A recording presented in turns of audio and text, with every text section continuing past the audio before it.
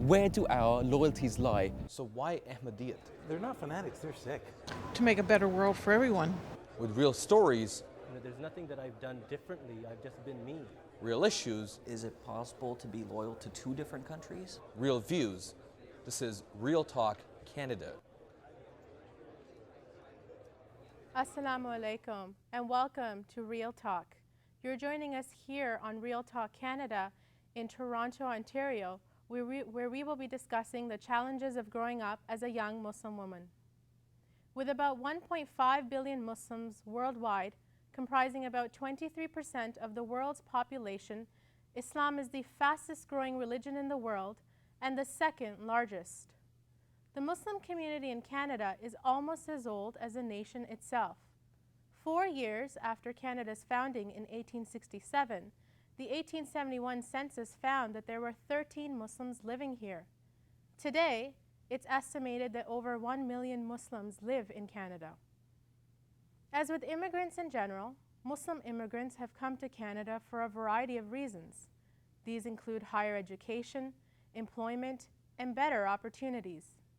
Others have come here for religious and political freedom, safety, and leaving persecution behind. Today on Real Talk, as we discuss the challenges of growing up as a young Muslim woman, we'll focus on the misconceptions and myths surrounding them, facing Islamophobia, wearing the hijab, and perhaps dealing with pressures of society. We'll also look at the Muslim woman's identity and the opportunities that exist here living in Canada. To help us discuss this topic, we are joined by our guest panel and our studio audience. Let's start off by introducing our guest panel. First, we have Tanya Khan. Assalamu alaikum, Tanya.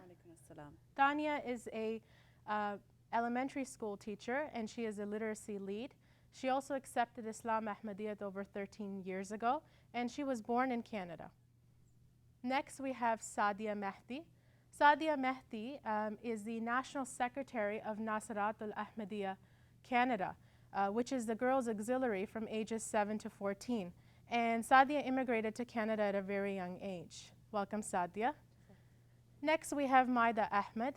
Maida is a local chapter president of a city just north of Toronto of the Ahmadiyya Muslim community's Lajna auxiliary, and she immigrated from the United Kingdom over 6 years ago. Welcome, Maida. Welcome, everyone. And we'll come back to our guest panel and our studio audience in a moment. But first, we wanted to take a look at what the general public had to say about our topic. Let's take a look at the word on the street.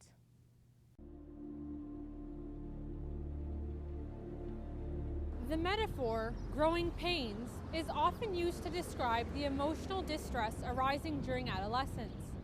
There are numerous novels, television sitcoms, cartoons, and comics, all of which deal with the various issues we face growing up. This tells us that growing up is a challenge for us all, regardless of religion, race, or gender.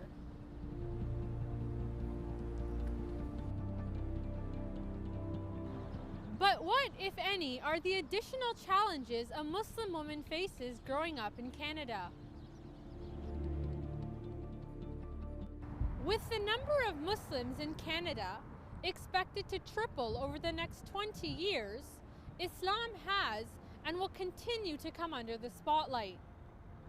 Muslims living in Canada are increasingly becoming a visible minority within society.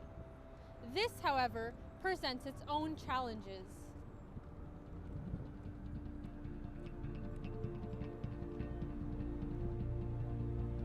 For Muslim women, one of the most visible differences between them and others is the Islamic head covering, the hijab. And this may very well lead them to being treated differently at college and within the workplace. How can Muslim women overcome the misconception and bias prevalent within society and manage their religious obligations with their Canadian identity? How can Muslim women live and practice their faith amidst the pulls and pushes of Canadian culture? These are some of the many questions that we hope to answer by coming to the streets of Toronto. And how well are Muslim women integrated within Canadian society, so in different aspects of it?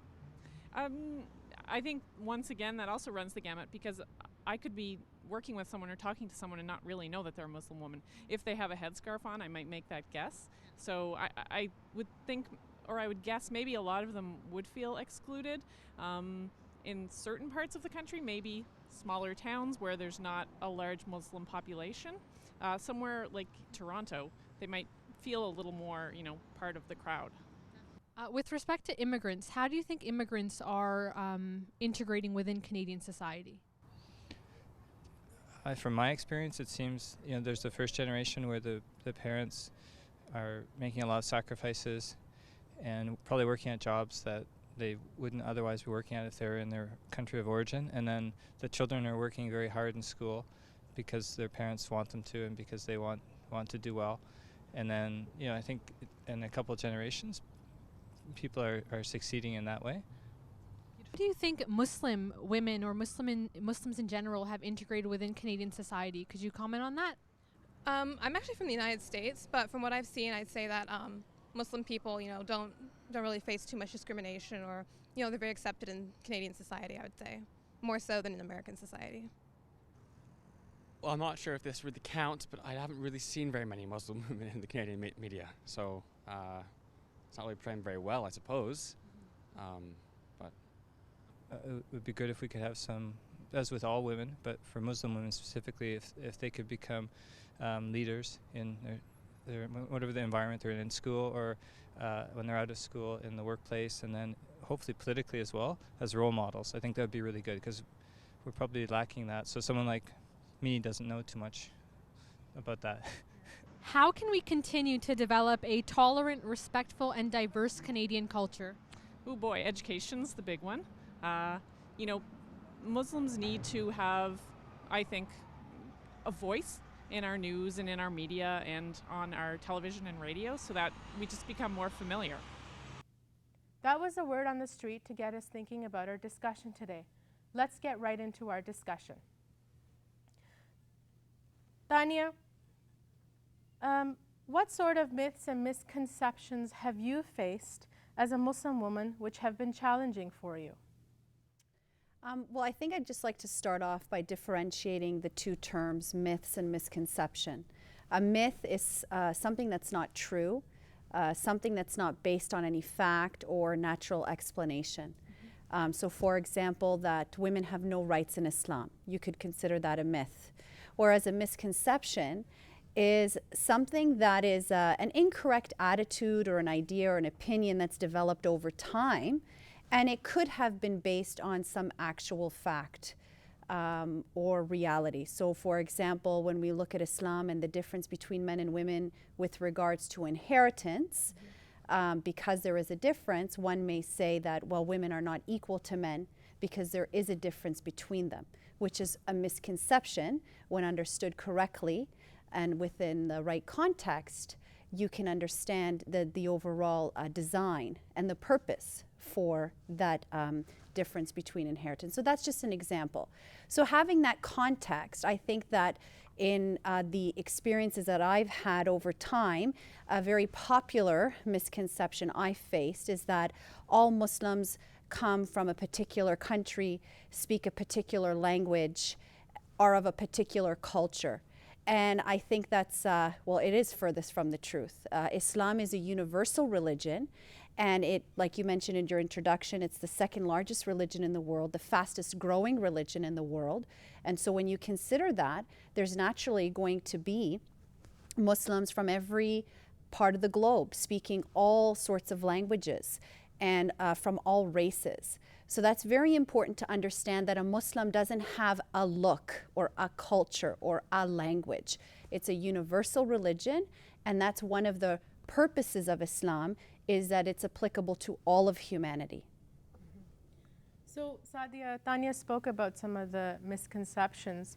Where do you think that these misconceptions are coming from? In Islam, men and women have spiritual equality. But Allah says in the Holy Quran, and we should always revert back to what the Quran says to find the true Islamic teachings. Allah says in chapter 2, verse 229, and they, the women, have rights similar to those of men over them in equity. So what does that mean? It means that both men and women are equal, but they have separate responsibilities and roles that they must fulfill during their life. And it doesn't mean that one is superior over the other. So I think that when people misunderstand this concept, that's where the misconceptions arise.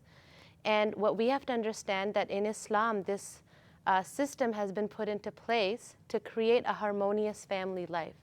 So the man, it's his primary responsibility to be the breadwinner, to go out and to provide for his family. And for the woman, her primary responsibility is to stay at home and to take care of the home, the young children, and to fulfill that responsibility. Maida, where do you think that these misconceptions are coming from? I mean, Sadia spoke about the misunderstanding between equity and equality. What do you think contributes to the misconceptions? Yes, well, as Sadia mentioned, some of the misconceptions are coming from a lack of knowledge of Islam by non-Muslims. But I do feel that Muslims themselves are contributing to some of the misconceptions. Often they tend to confuse cultural practices with Islamic teachings. And we can take the example of forced marriages as an example, as they seem to get instant media attention. And they are portrayed as something being very common within Muslim households and something which is justified within Islamic teachings. Now, both these notions are in fact false. Now, in Islam, we have very clear guidelines which state that a girl's consent must be obtained. So not only is Islamic law against forced marriages, but forced marriages negate the whole philosophy of marriage within Islam, which is to create a strong family unit, which in turn benefits society as a whole. So where these are taking place, they're more a reflection of the patriarchal dominance of these cultures rather than the religious teachings per se. And as Muslims, we have a duty to inform the public, what are Islamic teachings and what are cultural practices. I want to get some feedback from our audience here. Would anyone like to comment? I think the obvious solution to overcome these misconceptions is to follow the true teachings of our faith and be the best Muslims we can be. I personally feel that whenever I'm out in public, because of my hijab, there's this spotlight on me, and that just makes me go that extra mile to be the best ambassador of my faith. Whether it means just smiling or opening the door for the stranger, or in a restaurant, just tipping that server well so that the next Muslim has a better experience as well. Sometimes we don't see the results right away, but we need to understand that if we plant a tree today, others can take shade tomorrow. Good point. Moving on, I want to preface my next question by a statistic. A survey was commissioned by a few government agencies, and these agencies were Canadian, in which a report entitled "The Muslim Woman's Experience of Discrimination" found that 80% of the Canadians questioned in 2004 said that Muslims encounter one or more incidents of discrimination or unfair treatment. Further, the survey found that 43% of the Canadians felt that discrimination happened to Muslims frequently, while 37% that said that the discriminatory episodes were occasional occurrences. So Sadia, with these statistics and this survey in mind, and with this context, in your experience, to what extent does Islamophobia exist in Canada, or does it even exist? And are these statistics speaking of a reality? I think that in Canada, Islamophobia is not a very big problem, alhamdulillah, for us Muslims living here, but I think that it does exist to a certain extent. And I think that I can speak from my own experience that I've traveled across Canada. And one thing that I felt before I went to other towns and cities, because growing up in Toronto, I thought I had a very good understanding of what Canadians were like.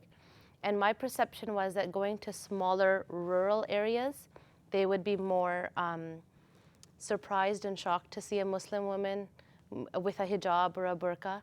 And it was actually the opposite that was true.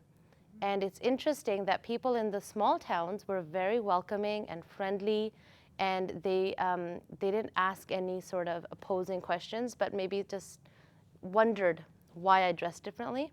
But growing up in Toronto, I have many experiences where people are staring at you, or they give you a very negative look or a comment that, why are you dressed this way? And they wonder why I'm not following the same fashions that they do. And I think that the reason that that Islamophobia, as you say, exists is because in the bigger cities, people are exposed to the media a lot more. And the media is the one that's portraying this image of Muslim women being oppressed or Muslim women being forced to dress a certain way. And when you go away from that, where people are not exposed to that, that's where you see the true nature of Canadians. And I think that they're very nice and friendly people.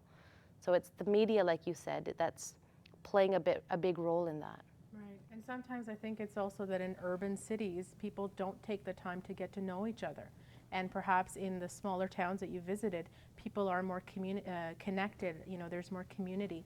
And so perhaps, you know, they do take the time to get to know each other, but also visitors perhaps as well. I just want to add to what Sadia was mentioning, and it echoes what you've said, that basically in a city where there's a lot of diversity, in Toronto, for example, we assume that because there's such diversity, that everybody knows and is familiar with one another's culture and religion.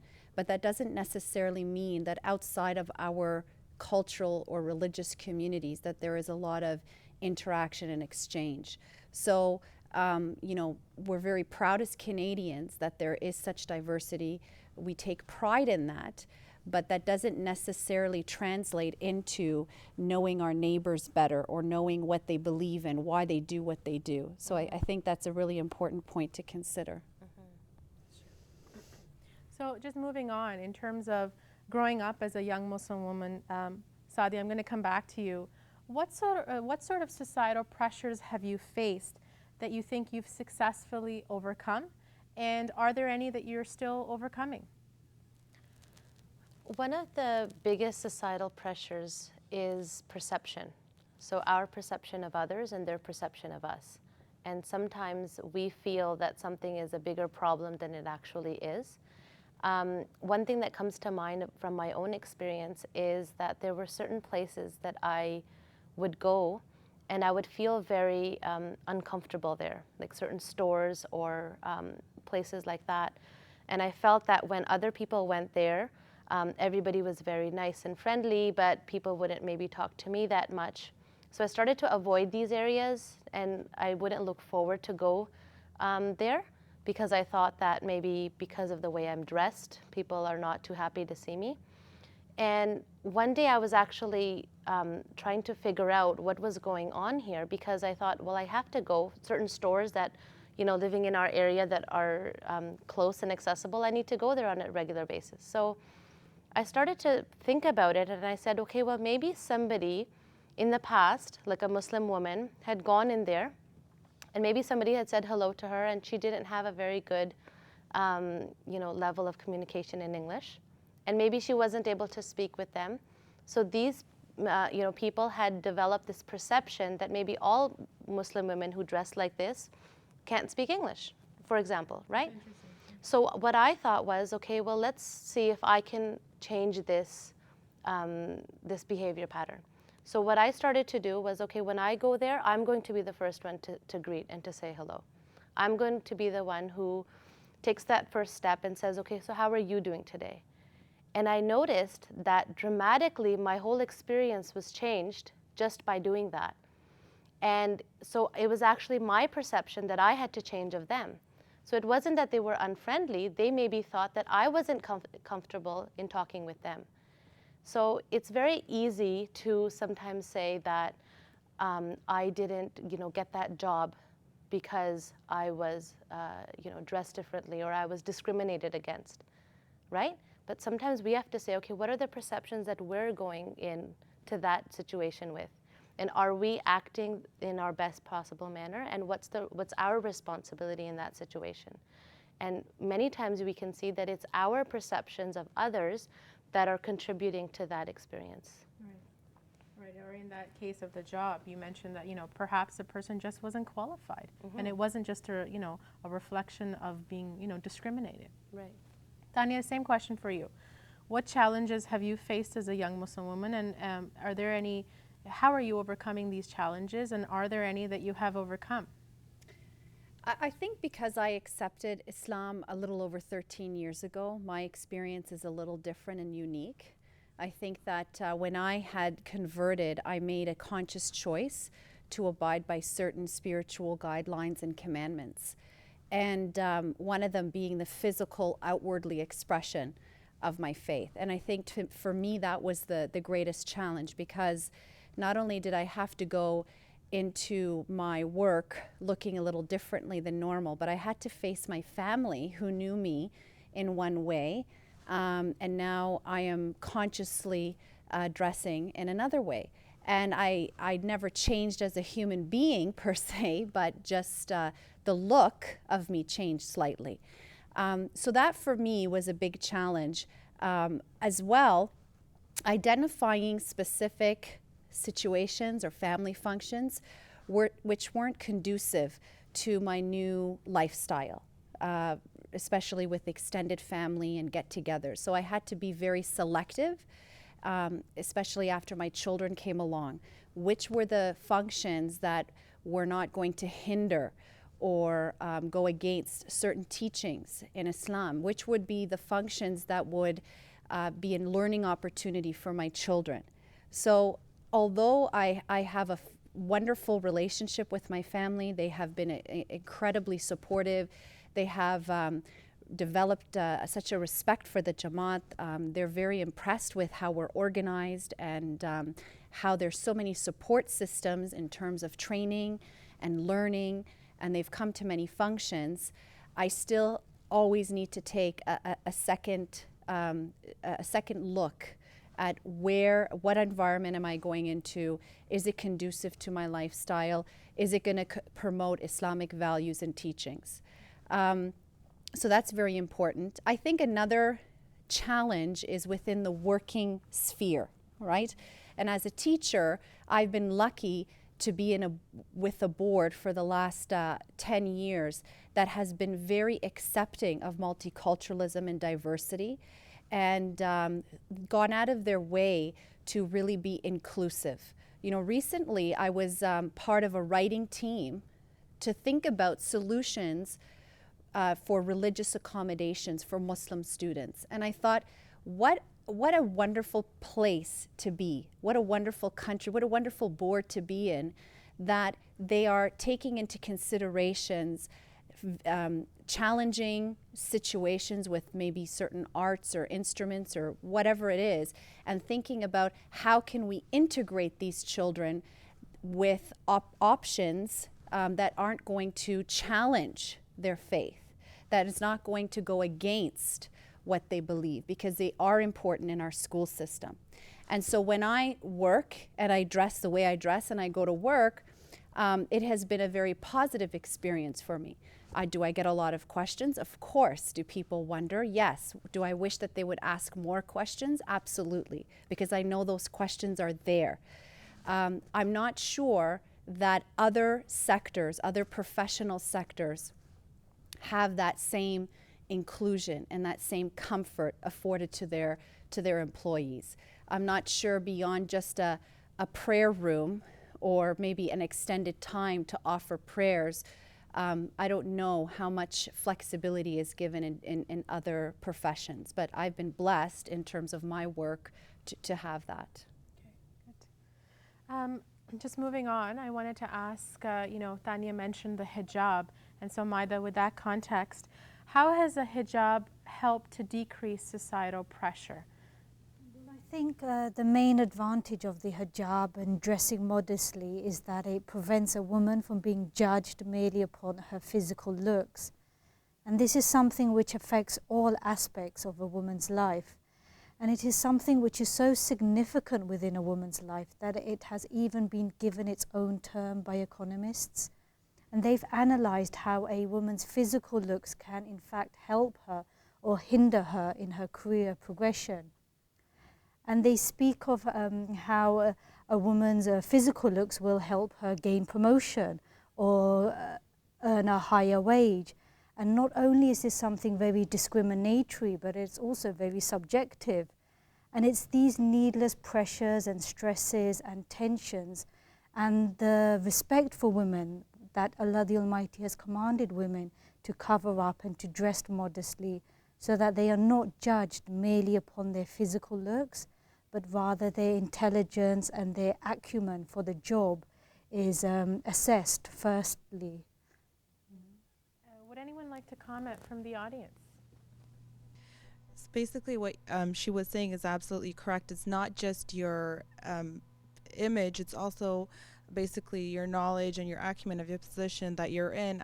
I work for the public sector in human resources, and I've seen many Muslim women go up through the ranks because they've not only they cover themselves and they don the hijab properly, but because of their knowledge and the values that Islam has taught them that they present to their employer, they're respected for that. And I've seen them overcome many challenges where I work. And again, back to what everybody was saying, we're blessed to live in a country such as Canada because employers are so accepting of our religious freedoms, and you know, they don't just look at what your appearance is, they also take into consideration that, you know, your intellect and the values that Islam teaches us, that we're able to abide by and show that it's not just how we appear. We have the knowledge and the basis to move forward in careers. So far we have talked about how the hijab helps to decrease societal pressure, but now on the flip view, I want to talk about perhaps if the hijab leads to any societal pressures. And the context that I'm talking about is that recently the fear of what the burqa and niqab represent has led several countries such as Italy, France, Turkey, Belgium, and Australia, and even Egypt, to try to ban the burqa and the niqab in public places. In one province of Canada, Quebec, the provincial government has proposed Bill 94, which looks at banning Muslim women from covering their faces when delivering or receiving government services. So with this in mind, Maida, do you believe that such bans are problematic because they're based on prejudice ideas? And do they dictate how women should and shouldn't dress? Yes, well, I do feel that all these bans, they are of a distorted image of feminism, and the whole universality of feminism needs to be challenged here. I mean, just because something is regarded as a symbol of female liberation in one culture does not mean it can equally apply in another culture. For instance, the Western European mode of dressing, it may be okay for Western Europeans to dress like that, but why are they forcibly and in some cases legally imposing this upon Muslim women? You know, and this whole mindset where our belief, our lifestyle, our mode of dress is superior to your mode of dress, this is a form of colonialism. This is what colonialism was about. It was about one group of people regarding themselves as being superior to another group of people. And so given this social and political climate, you know, Sadia, how do you think that societal pressure has been increased as a result of wearing the hijab? I think that after 9/11, the societal pressures have increased because before that, I think most people didn't really know too much about Islam. So they didn't have positive or negative views about it, and they didn't really know too much about what Muslims, you know, practiced and their beliefs and stuff. So after that, when this war on terror started to happen in the media, it was giving it enormous coverage and showing the situation of women in Afghanistan and Pakistan and areas like that. I think that everybody started to feel that, okay, now I'm an expert on Islam and I know exactly what's going on. And so because we practice our faith so visibly, as soon as somebody identifies you as a Muslim woman, then they say, okay, I know exactly what you're all about. Mm-hmm. So definitely after all of that negative press, the pressures have increased. But now it's on our shoulders to say, okay, those are all negative and like Tanya was saying, those are like myths, right? Like things that you might feel that you know about Muslim women, it's not true. And we need to speak up and say, this is exactly what Islam teaches us, and this is why we dress this way, and these are our teachings. And we should tell people what the true face of Islam is. So the pressures have increased, going back to your question, because of that negativeness in the media. But if we play our part, then it's not really something that affects us that much. Right. And what's also important is that there is this fear, and this fear has to be justified, right? And this fear, in order to get over it, you have to acknowledge this fear and try to address the fact that this fear has to be, you know, in some way compensated, you know, reversed. Right, like what happened on 9/11 was a horrible thing, and it was something that everybody who witnessed it, who felt that they were affected by it, they did have this fear of Muslims, right? And it's true, it's a valid feeling that they had. But we need to move beyond that, and we need to say that those people were not, you know, true Muslims. They were not acting in accordance to Islamic teachings. And we need to step up and say that this is exactly, you know, tell how we felt after those attacks, right? As Muslims, Right. Because they did it in the name of our religion. And it wasn't something that they should have been able to speak for all Muslims by doing such horrible and horrendous things. It's really an opportunity to clarify what our true teachings are, to differentiate between culture and religion, and to know that, you know, there are 1.6 billion Muslims out there in the world, and there's a very small majority that follow this fundamental, extreme, you know, terroristic type of philosophy. And that doesn't represent a majority of Muslims who are concerned with living a good life, raising their families, contributing as citizens. And I think that's really important. Right, and it doesn't reflect the majority. It doesn't reflect Islam, period. Mm-hmm. Right. I want to get some feedback from the audience now. Would anyone like to comment? I see a hand at the back there.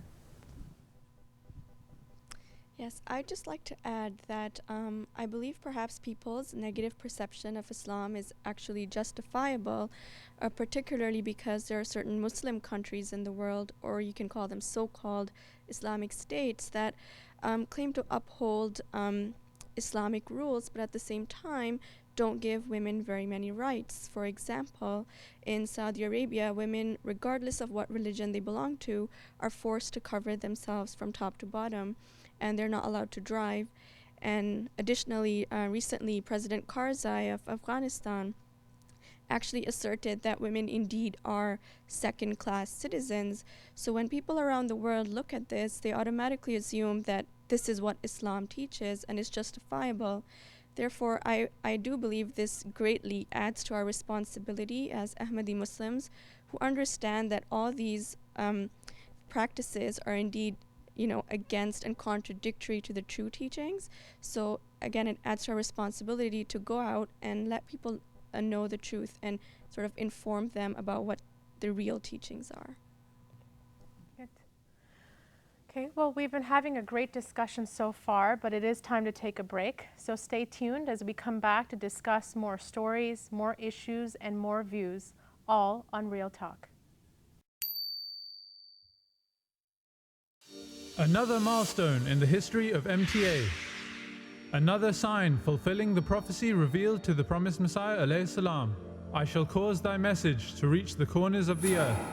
By the sheer grace of Allah, MTA's broadcast can now be seen on your mobile phone anytime, anywhere in the world. Watch MTA International wherever you are with our new mobile streaming service. Simply visit www.mta.tv on your iPad, iPhone, BlackBerry or Android device and choose the stream of your choice.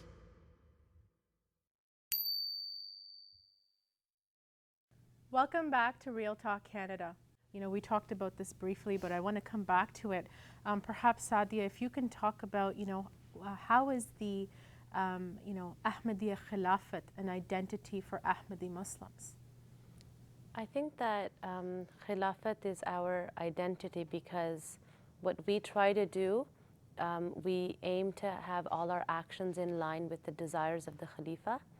And in Surah Al-Fatiha, we pray that God may make us a part of those upon whom He has bestowed His blessings.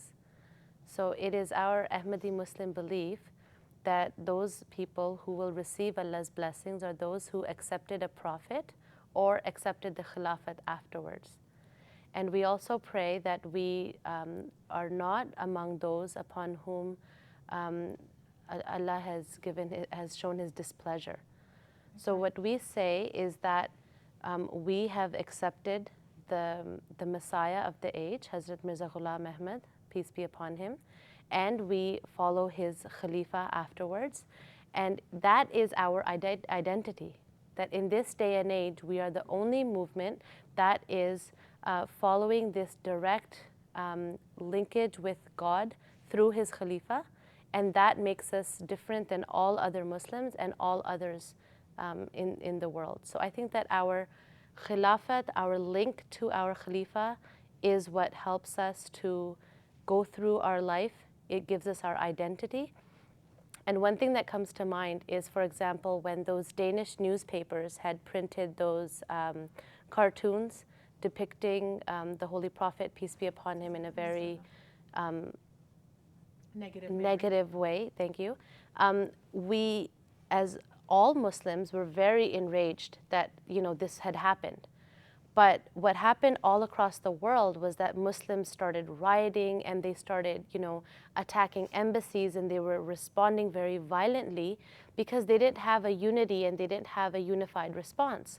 We as Ahmadis, we wait and we say, okay, what will our Khalifa tell us to do? And it was at that time that our present Khalifa, Hazrat Mirza Masroor Ahmad, may Allah strengthen his hands, told us that we need to have a very balanced response. So if they printed something, we will voice our opinions and we will voice our concerns through writing letters and telling the media and telling editors of newspapers that we don't appreciate what has happened and it has hurt us. But our collective response as a community was in line with what the Khalifa told us to do. Right. So that is how our Ahmadi Muslim identity, affects us on a daily basis. Right, and it's this beauty of leadership that we see. And for example, you talked about one incident where Muslims were enraged, and then specifically Ahmadi Muslims, when they faced the Lahore massacres in May 2010, these were 90 of our brothers that were martyred. They were killed by just reading prayers for Friday prayers in a mosque. And these were people's husbands, they were people's sons, their brothers, their fathers. And can you imagine the impact the families had as a result of these deaths? And so what was a response? It's not that Ahmadi Muslims worldwide and also in the city of Lahore, they weren't enraged. They could have gone to the streets and protested. But it was through the leadership of Khilafat that our Khalifa said that our only response to this situation can be through prayers. Prayers is our only weapon. And so it's this leadership that allows humans to give the appropriate and correct response, and that response is of patience and of peace and of prayers. And I think just to add to that, in situations like this, patience is very hard when you feel that you're in it alone, right? When something as massive as those Lahore attacks occurs, if you feel that you've been personally hurt, but you have, nobody else to count on, then it's very hard to be patient. And that's when people take to the streets. But it's that brotherhood that we have in the Jamaat that gives us patience, and we know, okay, we're in it together, and we, go with the directions of the Khalifa, and he gives us that patience. That's right. So, that's right. So this collective response and this collective, sisterhood and brotherhood. Mm-hmm. And so, Tanya, extending this theme of identity, I wanted to ask you, how have you projected your Ahmadi Muslim identity?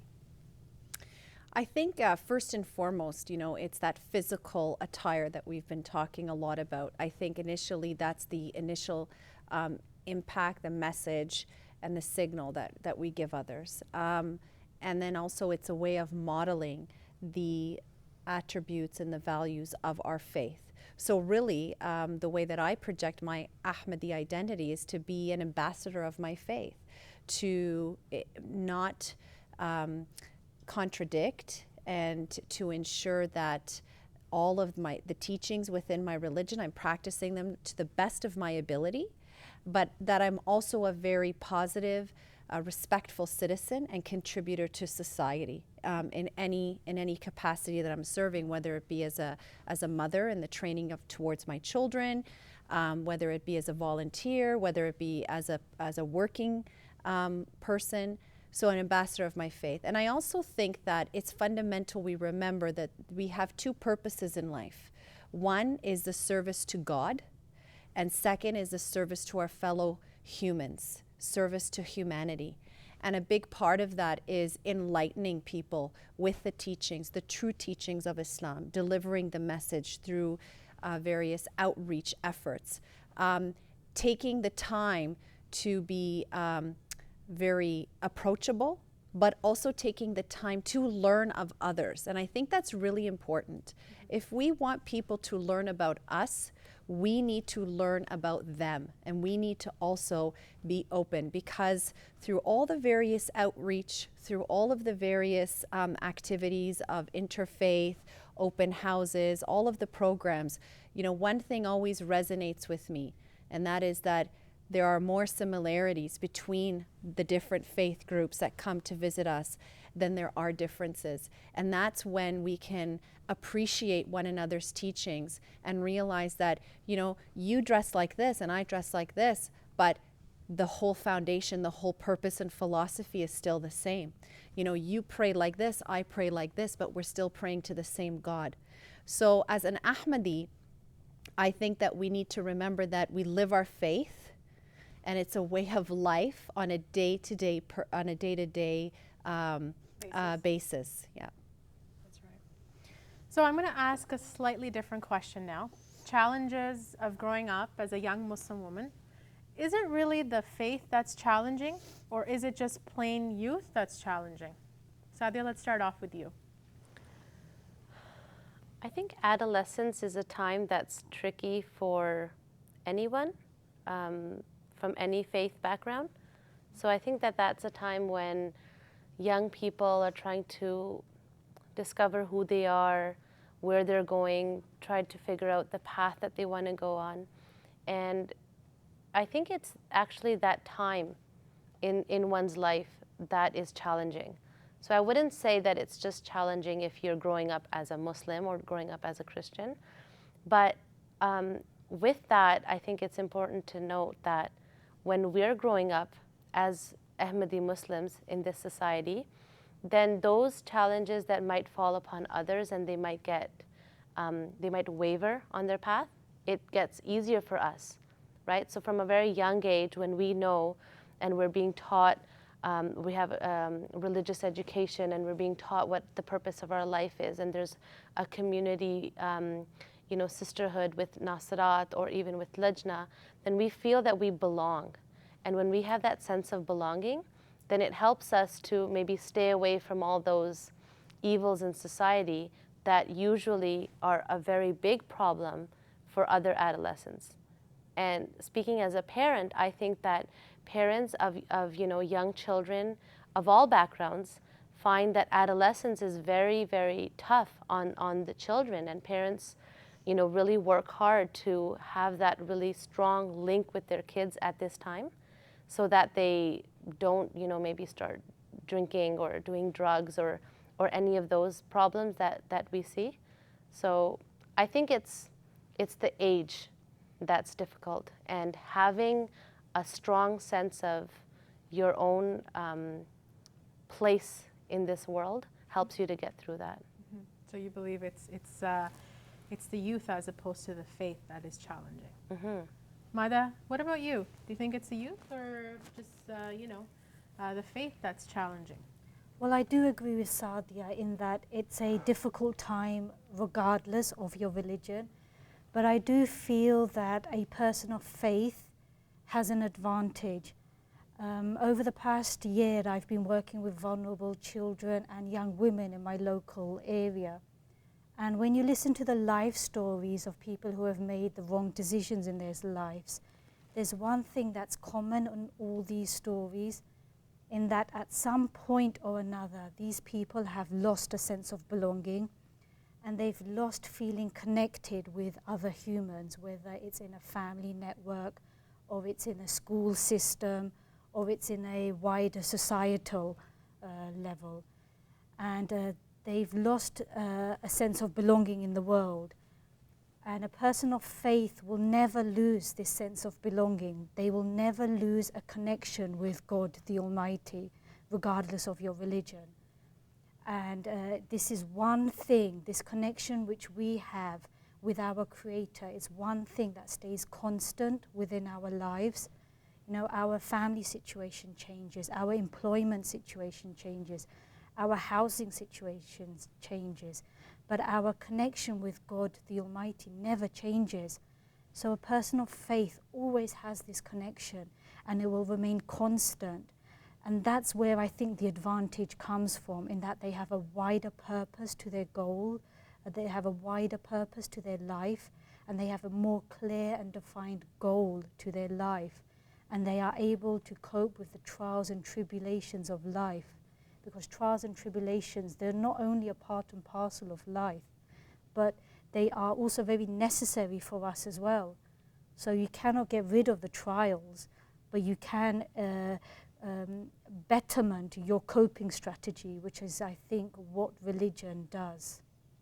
So in reality, it's a faith that's actually bringing everyone together that helps to decrease the challenges. Yeah, it strengthens is what you, I hear I you think. saying. Yes. Okay. So focusing on the opportunities that exist here for Muslim women that are living here, I found a really interesting statistic, and it was published in the last census that Canada conducted. It said that nearly 1 in 3 Muslim women has a university degree, whereas in comparison to 1 in 5 women in Canada. And so that is a profound statistic that speaks volumes, all across Canada. And so with that context, Tanya, what opportunities exist for young Muslim women growing up in Canada? Well, I think that there's nothing but opportunities in Canada. There's many opportunities. First and foremost, what comes to my mind is the opportunity to practice our faith freely, to exercise those human rights, those basic human rights that are often not even available to many, not only Muslims, but women and children globally. So that is a huge opportunity that we're allowed and we're able to express our faith on a day-to-day basis, and then knowing that we should take every advantage and every opportunity to live our faith to the best of our ability, to the capacity that we can. I think there's opportunities in terms of clarifying the true teachings of Islam, getting involved, volunteering. So there's endless opportunities in a country like Canada. The key is, are we looking for those opportunities? Are we actively going out and looking at, how can I today make a difference? How can I today fulfill my obligation to my fellow human being? What am I doing? And really, there's an opportunity every single day. It's whether we want to be able to recognize it and put in the effort. And we need to remember that we can't let this opportunity go to waste. There are millions and millions of people suffering globally, not just Muslims, and that we need to be the voice. We need to be the voice of demonstrating and advocating for them, for their human rights, because if we don't, we put ourselves at risk as well. So that would be my view on the possible opportunities. And so I want to hear from our audience as well. I mean, Tanya spoke of a lot of opportunities. What opportunities exist for you living in Canada as a young Muslim woman? Right up in the front. I just want to pass the mic, please. Well, I agree with Tanya Baji. In a country like Canada, where we have all the opportunities and we have the right to practice our religion freely and openly, there's also no bounds to doing good. And an opportunity that exists for everyone, including Muslim women, is to give back to the society by contributing to humanity, and which Islam teaches is our duty, not only to serve our God but also to His creations. And here in Toronto we have Humanity First, which runs a food bank for the GTA local citizens. And when people come to get their help, they don't look at your faith, but instead they're impressed by your humility and your kindness. So, you know, we should take advantage of the opportunities here to help the society. Just recently, last year, the Nobel Peace Prize was awarded to a practicing Muslim female from an Islamic nation. That's right. Where her opportunities and rights were very limited. But regardless, she took that step to help humanity, and you know, through her humanitarian efforts, she won this award. So we as Ahmadi Muslim women should take the advantages of Canada, and you know, to help society back. So, you know, we are coming to our close, and so I am going to ask the panel to wrap up in terms of providing their final thoughts. And so, Maida, I'd like to start off with you in terms of your final thoughts on this topic. Well, I think if you tackle the whole issue of Muslim identity globally, I do feel that Muslim identity is changing from a set of religious beliefs to a political identity. And it's now more how you define yourself rather than how it defines you as a person. And if I may, I would just like to share a personal example. A couple of months ago, my 5-year-old daughter came home from school after having completed her school's Terry Fox run. And for the benefit of the non-Canadians out there, Terry Fox was a Canadian teenager who, in his early teens, he was diagnosed with cancer. And he decided to embark on a marathon run all across Canada. And the money raised, he would donate to charity. Well, anyway, unfortunately, he passed away before he could complete his goal. But his legacy lives on, and today in schools all across Canada, they take part in an annual Terry Fox run, where all money raised is donated to cancer research. Anyway, my 5-year-old comes home from school and she said, "Mama, did you know Terry Fox was a Muslim?" And not being a native of Canada, I believed her, and I asked her, well, how did she know? Did the teacher tell her? And she replied, Terry Fox, he was such a nice boy. You know, all the money he raised, he was going to donate to charity, and he started such a wonderful thing. He must have been a Muslim. And I thought to myself, now this child has understood the essence of what it means to be a Muslim, in that it's your code of conduct which defines you as a person. And if you look at how Islam was able to spread, it spread so rapidly across such diverse geopolitical landscapes and amongst such different groups of people. And it was because of the principles which Islam stood for. You know, it was the principles of tolerance, of compassion, of equality, which is what led to Islam being spread, rather than a physical attribute of the Muslims themselves. And this is what Islam means for me. It's a set of religious beliefs which should transcend into a code of conduct. I think that, alhamdulillah, we are very blessed to be living in Canada. And I think over the course of our program today, hopefully we've given viewers a bit of insight into the opportunities that we have living in Canada. And we have so many freedoms and rights. And what we need to do is we need to speak up for those Muslims, Muslim women and Muslims who live all across the world who don't have those rights. So if we have the right to say what we want, we have the freedom of speech and the freedom of expression and the freedom of practicing our religion, then it should come with that responsibility that we help to make those people's lives better who don't have those freedoms. So alhamdulillah, I've had a great life in Canada so far, and I'm enjoying those freedoms.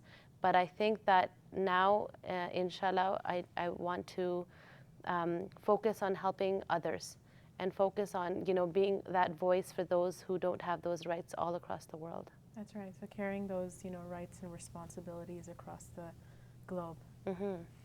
Tanya? When I think of a final thought, I think of the verse in the Holy Quran, "Fastabikul khairat," which vie with one another in good works. And I think that is, it links to what Sadia has mentioned about advocating for the less fortunate. And it also connects to what Maida has mentioned about the code of conduct and establishing a solid and positive code of conduct. And really, in that verse, it mentions the desire to continuously progress, to move forward, but in a manner that is beneficial for humanity and alongside your brothers and sisters.